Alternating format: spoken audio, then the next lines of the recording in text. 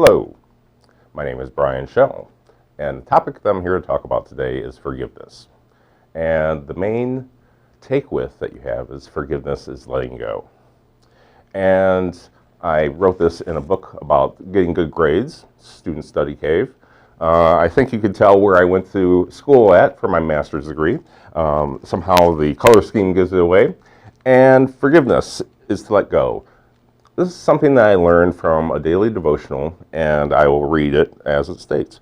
Rabbi Rami Shapiro writes, "Forgiveness is not forgetting, excusing, accepting, denying, or numbing ourselves to its pain. Forgiveness is letting go."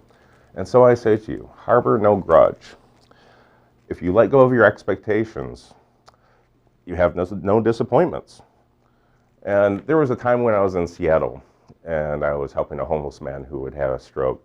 And I said, remember, Bobby, we have to live by the motto of what I'm trying to present, and that is that forgiveness is letting go. And all of a sudden, this thunderclap, boom, sounded, and we were like, wow, that's just amazing.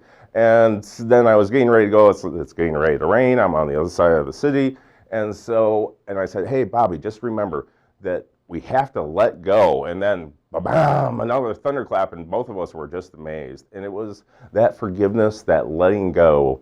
It's like you just, sometimes we do all that we can, and you just leave it at that. And another thing that I want to talk about is the harbor no grudge. A lot of times things happen to us, and oftentimes they're seeds of what's going to happen.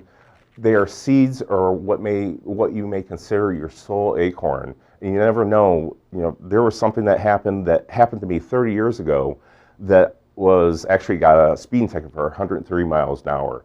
And it helped me save a life a few months ago. And all I could say is it made me realize that something that I thought was a bad thing was actually a good thing 30 years later. And so another thing that I want to bring up is the serenity prayer. Lord, grant me the serenity to accept the things I cannot change, the courage to change the things I can, and the wisdom to know the difference. And so next, I think this comes from Henry James, is that being wise is knowing what to overlook. Harbor no grudge. And when you tell the truth, you have no lies that you have to remember. One of the things that I've learned is that hope and vigor spring when you bypass temptation, especially strong ones. And it gives you the courage to keep on keeping on, even when life is difficult. And so what I'd like to say is that the softest pillow is a clear conscience. And with that, I would, let's see here. Many can, they just don't think that they can. If you say to yourself, you can, I can, you're right. If you say to yourself, I can't, you're right again. And, that's part of the power of belief.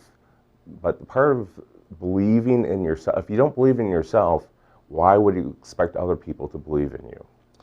And so, if you say that I can, you're right. And if you say that you can't, you're right again. And those, they say that in evolution, the species that have survived the longest are those who are able to adapt and to change.